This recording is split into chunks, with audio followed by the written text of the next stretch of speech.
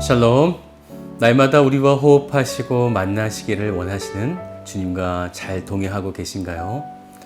오늘 주님의 손을 붙잡고 하나님의 숲길을 한번 산책하시면 어떨까요? 다 같이 기도하겠습니다. 참 좋으신 아버지 하나님 감사드립니다. 우리와 늘 함께하기를 원하시는 주님, 오늘 우리가 당신의 거룩하신 말씀과 함께 우리의 삶을 동행하기를 원합니다.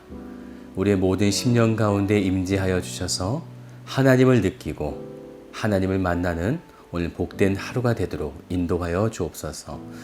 감사드리며 살아계신 예수님의 이름으로 기도드립니다. 아멘. 네, 오늘 함께 보신 말씀은 야고보서 3장 13절부터 18절까지의 말씀 되겠습니다.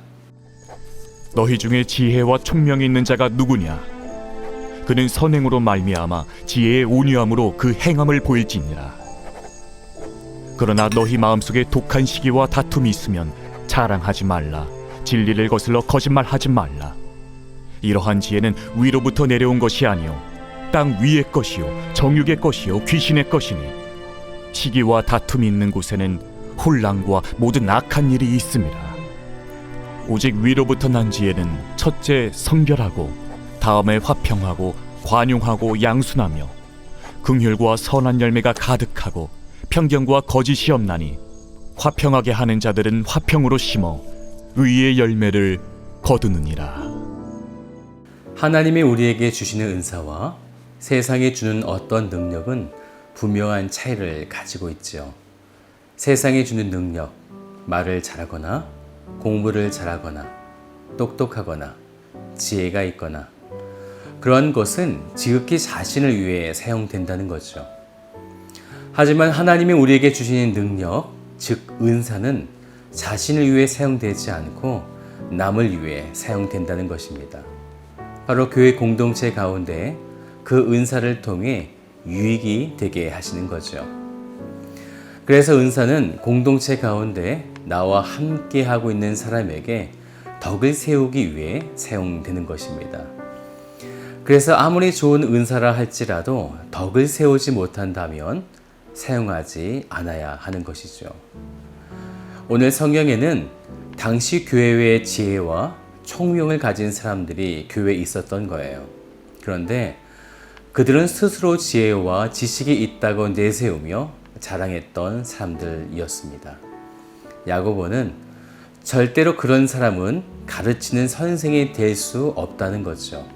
왜냐하면 하나님이 원하시는 선행이 결여되어 있었기 때문이라는 것입니다. 다시 말해 덕을 세우는데 자신의 지혜와 지식을 사용하지 않은 것이죠. 은사적인 능력은 있는데 교회에는 그런 자들이 귀하죠. 그래서 이곳 저곳에서 섬김을 부탁할 수 있지만 거듭난 그리스도인의 행동이 나타나지 않는다면 그들의 지혜와 지식은 가치가 없다는 것입니다. 그래서 14절을 보세요. 그러나 너희 마음속에 독한 시기와 다툼이 있으면 자랑하지 말라. 독한 시기와 다툼, 시기라는 말은요, 헬라어로 젤로스라고 하는데요, 열심, 열정이라는 말이에요. 그런데 독한 열심, 독한 열정은 잘못된 열심과 열정을 말하는 것입니다. 그래서 교회를 보면 열심히 섬기시고 일도 제일 많이 하시는데 그 사람 곁에는 늘 싸움이 가득한 거죠. 소란스럽고. 그러면 이것은 덕을 세우지 못한 독한 열심이라고 말씀하고 있는 것입니다. 이렇게 덕을 세우지 못하는 것은 가치가 없다는 거죠. 필요하지 않다라는 것입니다. 15절 말씀 보시겠어요? 말씀이 조금 무서우니 두 손을 마음에 갖다 두시고 말씀을 좀 잘 보시길 바랍니다. 이러한 지혜는 위로부터 내려오는 것이 아니요 땅 위에 있는 것이요 정욕의 것이요 귀신의 것이니. 계속해서 16절도 보세요. 시기와 다툼이 있는 곳에는 혼란과 모든 악한 일이 있음이라. 하나님은 늘 우리에게 화평을 말씀하시지만 어둠의 영은 화평의 반대, 즉 전쟁과 다툼을 유발하죠.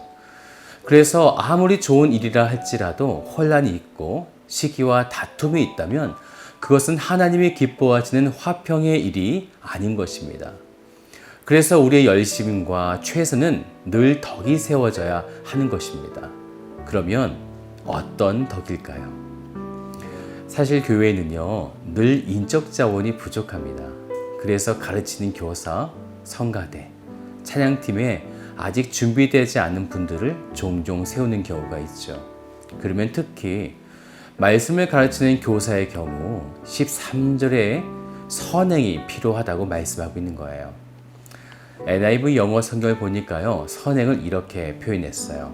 Good life라고요. 좋은 인생, 건강한 삶, 이렇게 번역하면 되겠죠. 하나님 보시기에 건강한 삶, 날마다 하나님과 소통하기를 힘쓰며 말씀 보기에 열심을 내며 삶의 예배를 살아가는 교사야말로 그의 삶을 통해 좋은 선생이 될 수 있다는 것입니다.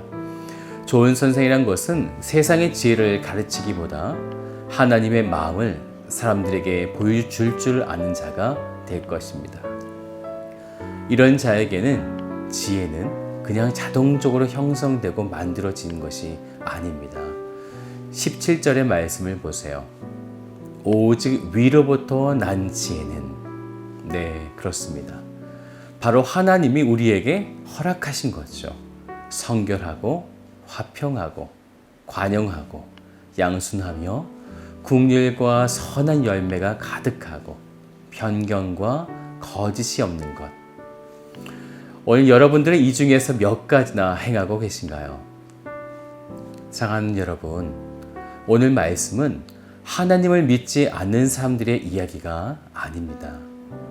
바로 그리스도를 주라 시인하고 믿는 우리들의 모습이죠.